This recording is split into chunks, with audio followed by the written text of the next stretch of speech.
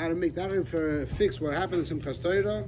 Asher bein habayim lishtatif ba'akovis the yeshivas other Yosef Yitzchak v'yachad mishabov v'mochayis v'chulu. That amongst those that came to participate in the akofis, there were those that came by car. Hatikun bezeh pashut. The Rebbe says very simple tikun. Ulepele shegam b'shon azula. He also says, I'm strange that it wasn't done this year either. V'hu she'ezeh yamim lifnei moyed kol hanal yadpisu meidor b'yitoinim. That the amount of days before the event, they should put an announcement in the newspapers. And it should be in the same, if possible, in the same advertisement for the event of Akofis. That everybody knows that it's forbidden to drive on Shabbos and Yom Tov. It doesn't make sense to go and drive to shul or drive to a Jewish event on Shabbos or Yom Tov. So that's one famous letter. Based on this, there's a letter from Rav Zalman Shlomo Dvorkin, or I don't know if it's a letter, or it's a tshuva that he told Shluchim that when you invite someone for Shabbos, it has to be in a way that it's possible for him to come before Shabbos and to stay over Friday night. That's the way it's supposed to be.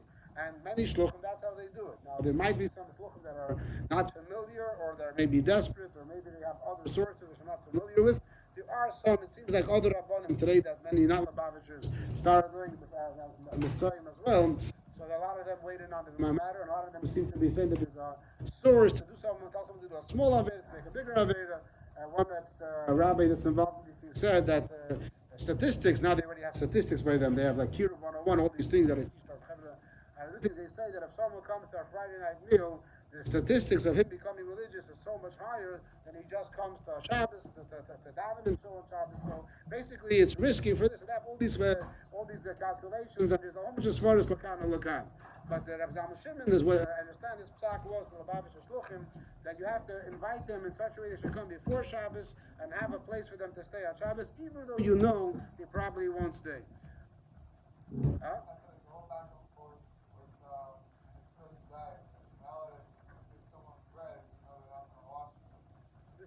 Different sugya, but it's connected, yeah. So it was brought down there that these days when people give food for a Shabbos month, they know that the guests are not going to wash, and not from. One of the answers was like, Mafal and Shabbos Shabbos, so they think like, and eventually they'll become more appropriate. That's different place can say that, but over here the Rebbe's approach seems to be not so, not officially allow it, unless you give them the opportunity. I was once by a friend of mine, it's a shliach. I stayed in his house, and at the same Shabbos, so he had invited a non-religious family to come as well. And after the meal, the ladies, there was a couple, so the lady tells the shliach, Rabbi, I'm not staying, it's okay, thank you. So I asked him what was going on. So he tells me every single time they come, they know that I always say there's a bet for you can stay here, whatever, and they always decline. But he basically every time he invites them, he makes sure to make that statement, even though he knows that they never did it, but he's doing his part. So as long as it's done like that, then it's fine that you make the official announcement and it's taka bet available for them to stay. That's a different question. Should you lock the parking lot in the Chabadas? There's a shliach in California that every Friday evening, this is what I was told, Friday afternoon, right before Shabbos, he drives up to his parking lot and he parks in front of the parking lot of his Chabadas so no one should drive in. And then there's another Chabadas that I've been there many times. One of my relatives used to daven there, is they actually have basically there's a whole guard, there's a whole security guards coming just for that and directing traffic on Shabbos. So whatever, it's not the same sugya, but it's very similar related. When we're only saying half of Hallel, yes bracha or no bracha, when a person's davening on Rosh Chodesh, so this question is divided up into two parts. When you're davening with the minyan or without the minyan. When you're davening with the minyan, without the minyan, it's an easier answer, because when you're davening without the minyan, it clearly says in Ayom Yom that you say a bracha, even though it's a half of Hallel. That's not a question. Even though there are other opinions, and there's a letter of the Rebbe where somebody asks the Rebbe, then the Alter Rebbe Siddur, he seems to be saying that you do not make a bracha when you daven alone. And Ayom Yom it says, the Rebbe says that many things in halacha, what's called Mishnah Rishona, Mishnah Achrona, meaning that there's a first opinion and a final opinion, and we go by the final opinion, so here as well. Regarding the bracha Rishona, regarding when you're davening with the minyan, it's a lot more complicated. My father always tells me when he was a kid, he remembers and shows the Chabad, and every Chodesh before Hallel they would announce something like that. Basically, the Chazan makes the bracha, everybody answers Amen, and then no one else makes a bracha. That used to be the minhag in Chabad. No one make their own bracha. You rely on the Chazan, answer Amen, then you say along Hallel with them. However, the Rebbe once spoke about Fabringen, and it was found afterwards in the Shemis, that the Rebbe Rashab and Chassidim would, even when they were down with the minyan, they would quietly say the bracha for themselves. And the Rebbe mentioned it once, that Chassidim would chaparein the bracha. How would they chaparein the bracha? That's already a whole pilpul, where they say the bracha with the Chazan, before the Chazan, after the Chazan. That's already differences of opinions how it will be done. Now this itself, how is it translated? So many people assume that the Rebbe mentioned by Fabringen Barabim, so it's a message for everybody that today the Rebbe is basically paskening, we should say a bracha, even though you're diving with the min, should say a bracha. However, many people claim that's wrong, and many people say no. The Rebbe was mentioning a minhag of some chassidim, of great chassidim, but regular people should go by the old minhag, and that is rely on the amen of the bracha. So that's a machlekes amongst rabbanim. You have to ask your personal rav what to do. And I just want to clarify, even those that say that you should be making your own bracha, it doesn't mean that you make your bracha out loud, just like on Yom Tov. Rather, even according to those opinions, you say the bracha quietly. But then itself, that there's a machlekes amongst rabbanim what you're supposed to be doing. If you're supposed to say it or not, that's a question for your rav. The Bacher is asking a question like this: why did David HaReuveni try to arrange a pact and try to get an alliance together with the European Christian kings against the Muslims? The Muslims at that time were better to the Jews than the kings of Europe that hated the Jews. This is the question, they have to know the history. And after the Spanish Inquisition in the 1520s, 30s, there was a Jew by the name of David HaReuveni, and he appeared on the Jewish landscape, and he came to Spain, and basically he claimed that he came from the Aseret HaShvatim and a kingdom somewhere in Arabia, where there's a kingdom with hundreds and thousands of Jewish warriors, and they're ready to come, and all you need is some weapons, and then if the king will send them weapons, he's going to come and join the Christian kings and go and conquer against the Ottoman Empire, which was a Muslim kingdom. And this David HaReuveni came to Spain, even though it was after the expulsion, but since he was a visitor, he was allowed in, and he also went to the Pope, again, some nice back and forth. Eventually, he met Shlomo Molcha, who was another famous figure of the time, was a big Pashas, a big tzaddik, a big mekubal. David HaReuveni, was he authentic or not? Was he really coming from Aseret HaShvatim or not? It's a debate. Recently, just now, they put out his diary. He has a whole diary about where he comes, about what he did in all of his times. It was just published in English, so if you want to find that, you can see that. What's very fascinating is that he was black. He was a black Jew. That's why everyone described him as being a black man. So, was he from Africa or somewhere else? Was he even Jewish? That's a lot of discussion. There's a lot of stories about him, but the question over here is, why did he try to do that? So the simple answer is, he was very much a Meshechist, so to speak, oriented. A lot of that is Meshechist, and he wanted to conquer Eretz Yisrael. At the time, since the ruler of Eretz Yisrael was the Ottoman Empire, were the Muslims, so he wanted to take away from the Muslims. So he figured he'll come together with the Christians, and this way they'll help him conquer the Muslims, and I'll get it back for the Jews, and this way we can start rebuilding and something like that. That seems to be the explanation of what his calculations were.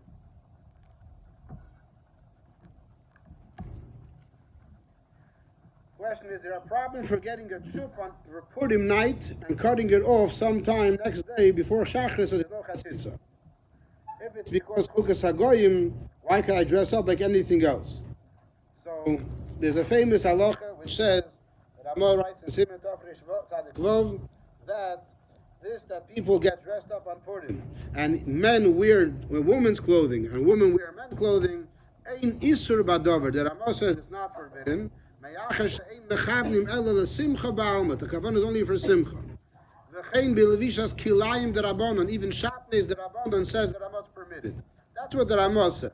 Then he continues with yesh emrim the asur. Those are not. That's still asur. Aval aminak yisvara rishayna.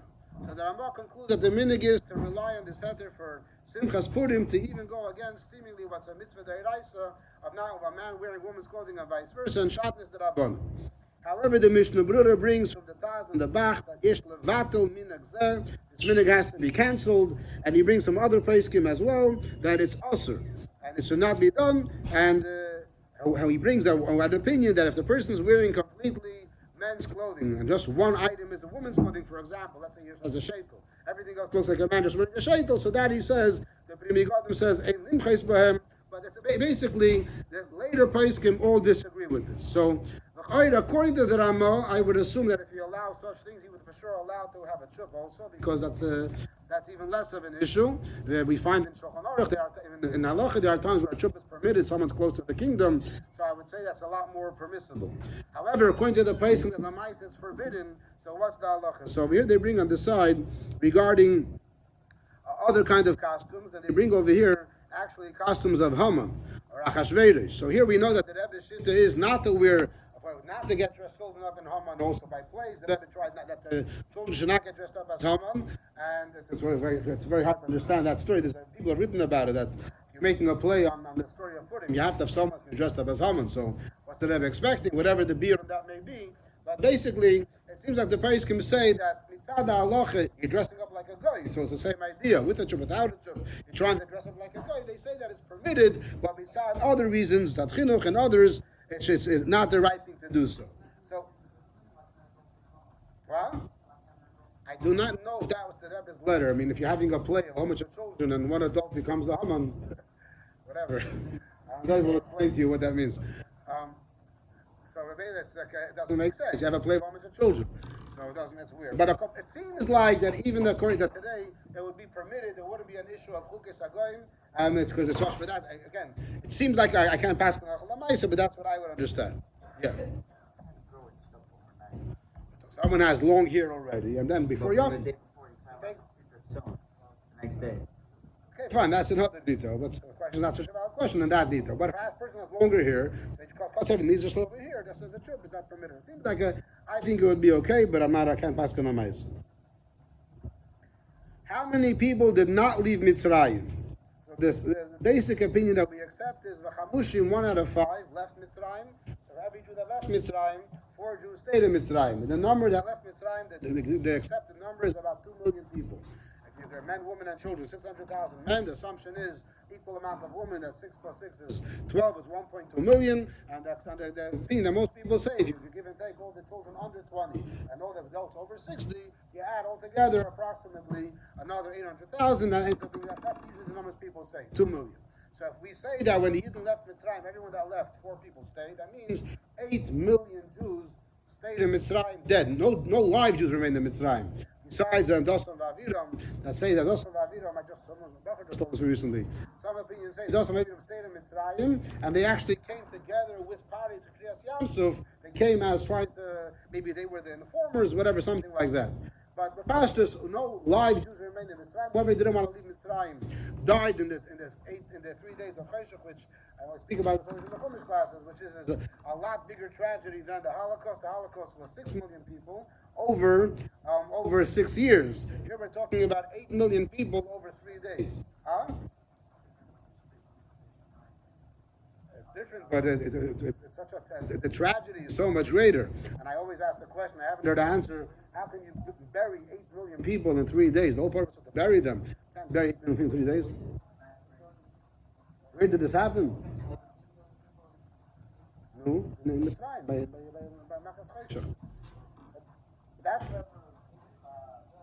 well, they turned into dust, or just disappeared. It seems like they were buried in Mitzrayim, and even if each person is busy, every single person busy burying, which the children were not burying, every person to bury 4 people a day. I mean, within those 3 days, maybe every person was sold. You bury, these 4 guys. Everyone, I don't know. Just it seems very, very odd, but that's what Chazal say. Now, there's other opinions that 1 out of 50 left Mitzrayim. For every Jew that left Mitzrayim, 49 just stayed in Mitzrayim.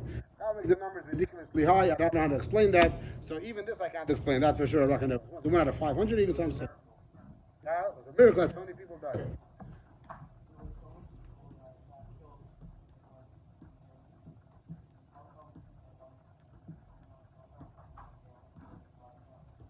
Says Rashi, the Chamushim, says Rashi. We don't make a big deal about it, because why highlight the suffering and the negativity when you want to focus on the positivity? But it's mentioned in Rashi, and it's there.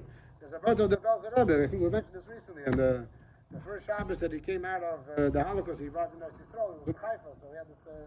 He said over the word Oz Yoshir by Kriyas Yamsuf. Moshe Rabbeinu said Oz Yoshir, and that's the Rebbe is a Kriyas Amazing. So the Belzer Rebbe asked, we just had all these miracles right now to talk to us about Chias HaMesim, like why bring that up? Let's focus on the miracle at hand. So the Belzer Rebbe said, he said that when the Yidden left Mitzrayim, he mentioned 8 million people died. Means every single Jew that was by Kriyas Yamsuf had for sure a relative or a close friend that died. Because 2 million out of 8 million, everyone knows somebody. So they were all, as much as they were happy about the Tanakas and Yes Mitzrayim and Kriyas Yamsuf, they were all felt really bad. They weren't able to really celebrate. And that's why Moshe Rabbeinu told them, "Az Yoshir Tchias HaMesim, don't worry, Chavre. Your friends are going to come back, so don't feel so bad about them. We can celebrate and we can be happy." The Belzer Rebbe was saying, he was left, he came out of the Holocaust, he tried to say, based on that, what are the Belzer Rebbe, they're going to Tchias HaMesim too. Another 8 million. Everybody's going to have Geula is because we experience So according to the word of the Belzer Rebbe, there's another beer. There's a beer that there was people that did not experience Matan Torah still going to Tchias HaMesim. Yeah. What about each Jew having 6 children? Actually, the opposite. People have made the calculations. If you start off with 70 people and count every person having 6 children times 210 years, it still doesn't add up to being even 2 million, 3 million, whatever the numbers are.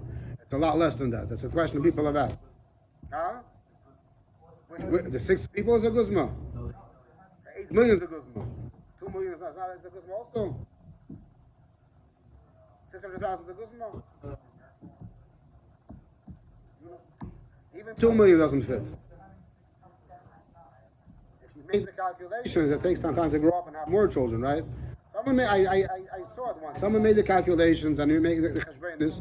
For 210 years, how many tzatzoim does Alter Rebbe have today? Alter Rebbe is about 200 years ago, yeah? 210 years ago he passed away. How many tzatzoim does he have today? 20,000, 30,000 times 200. It still doesn't get, sorry, times 70. Times 70 still doesn't get to the 10 million. So, you're right, I forget about that, but I forget, so that's not a good example. But there are calculations. First of all, Shevet Levi didn't have either. But there are calculations that were made, and the question is, when did the 6th Tavla start? Seemingly only started in the last 8 years when there was Sardis. So there's a lot of people have calculated. Again, it's hard to get the answers. Question: what's going to happen if you drink mayim achronim? Nothing's going to happen. I mean, besides that you'll have water in your mouth. But the mayim achronim is after you have wash hamezi. So there's a concept called melach demis, where there's a concern that there might be some dangerous salt on your hand if you touch your eyes. Chas might become blind, and therefore you have to wash it off. The assumption is today there's no actual melach demis in our food, and even if you're going to put your hands to your eyes, you probably won't become blind, but that's, there's many other explanations for it as well, but that's the basic thing. So if you drink the water, nothing's going to happen, I assume, but it's also to drink the water, it's considered the water has bad things in it, you don't want to touch it. Yeah. You put it on top of our lips, we don't put it, we're trying to clean our lips as well, clean ourselves from the food that we ate.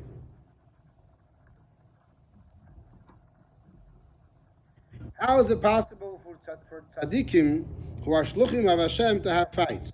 Examples, so in ancient times, a Pinchas Zelig and a Belial of worms, nowadays, 2 Satmar Rebbeim, and other.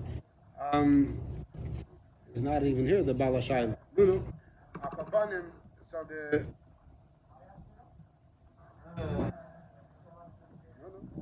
I got a hack of a video that they're...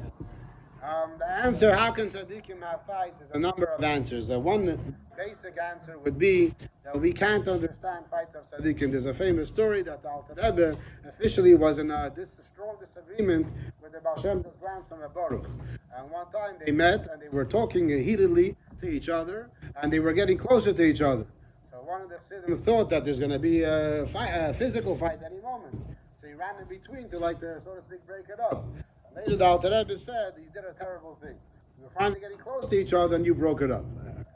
It looked like they were going to hit each other. So, Elamai, we don't understand Tzaddikim's ways, and that can be one answer to the question. Second answer to the question could be that the Eibusher has his calculations. There's a story, we mentioned this many times, that the Chayzim Lublin got into, so to speak, a fight with one of his Talmidim. What was the Talmud's name? No? Chayzim Lublin's Talmud, that's huh? No, yeah, but not Simcha Bunim. the Yida Kodesh. The Yida Kodesh from Pshischa broke off from the Chayzer. How did the fight happen? So the story goes that there was a Yid that sat on Torah for 17 years and never spoke Dvarim B'Teilim. For 17 years he never spoke Dvarim B'Teilim. After 17 years he told the Chayzer, I want to tell you something. So someone that hasn't been speaking Dvarim B'Teilim for 17 years, he wants to tell you something, you want to listen. So he told him Lashon Hara about the Yida Kodesh, and the Chayzer accepted and that led him to the fight. So it's explained that the Sultan, he allowed this Yid to learn non-stop for 17 years because he wanted the machlekes to happen. So it's worth it. Many things you can learn from the story. But the point is that sometimes the Sultan is given a special power to create a fight between tzaddikim, and it's kiviyachol coming from the Sultan, and just like Yehuda and Tamar, things that can't be understood, that the Sahara mixes in, and it's beyond our understanding as well how this fight can happen. The first explanation that it's Kedusha, but the second is without. A third explanation could be based on the first explanation, but it's basically that when Hashem gave the Torah to Moshe Rabbeinu, He told him every halacha, reasons why it's kosher, reasons why it's tummy tahor. He gave us two ways of looking at it, and He gave two approaches. And He said any approach that the rabbin decide, that becomes the halacha. And He gave rules on how you're supposed to pass on halacha. And based on that, they get into their arguments. What's the right derech? And just like the story that he's saying, the Mistagdim put the Chassidim and Chayrim, and the Gemara's times appointed the Pshat in the Gemara, they put Rabbi Eliezer and Chayrim too. Rabbi Eliezer was a Tzaddik Gomer, they put him in Chayrim, because that's each one is Hashem wants all the different ways out there, all the different drachim and Avedis Hashem to be available. Yeah. What? The Shach was a big Tzaddik. What are you talking about? The Shach, the Sifsei Kohen, was a big Tzaddik. That's the only Shach that other one's a Rosh Merush. He's a Rosh Merush. He's a person that we're processed from his whole life. A person that's a Bambach like a person, everything in his life is about fighting against people. He's not a tzaddik, he's a Rosh. It's a big difference. A person that's a Rosh, you can't compare the same thing. It's a Rosh and a tzaddik, and that's a person that's a Rosh. He's a Rosh. Why is a tzaddik? Because people say he's a tzaddik. Whoever knew, he's a Rosh also. He's a Rosh.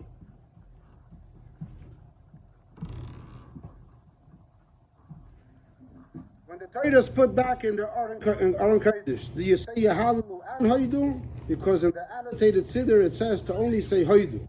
And the Chazan says Yahalalu. So after when the Torah goes back, so it says in the Siddur Chazan says Yahalalu, everyone responds with the words Hoidu. So the answer, so based on the Siddur, that's the way it should be. Lepayo, I tried looking at this for a while already. I haven't found any sources, but I just see the minig is that most people say the entire thing. They say Yahalalu and Hoidu. And that's the minig of Lepayo Mamish. There might be some people that go what it says in the Siddur, but what I've seen, everyone says Yahalalu. I do not know why. If anyone has an answer, please let me know.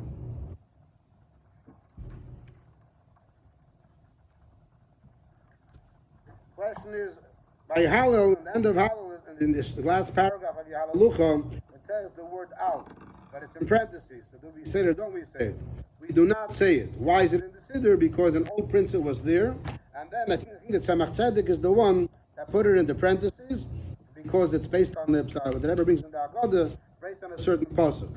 And for some reason, I guess since it was an original Siddur, we keep it there, and we don't want to completely erase it. On the other hand, it's in parentheses to show that we do not say it. If I'm not mistaken, I saw somewhere that some of the Rebbeim would sometimes say it. But the Kopanim, the regular minig is definitely not to say it. And it's parentheses because it used to be that way. In the last paragraph of Hallel, it has the word al in parentheses. Yaluch Hashem al kol masecha. So we do not say the word al.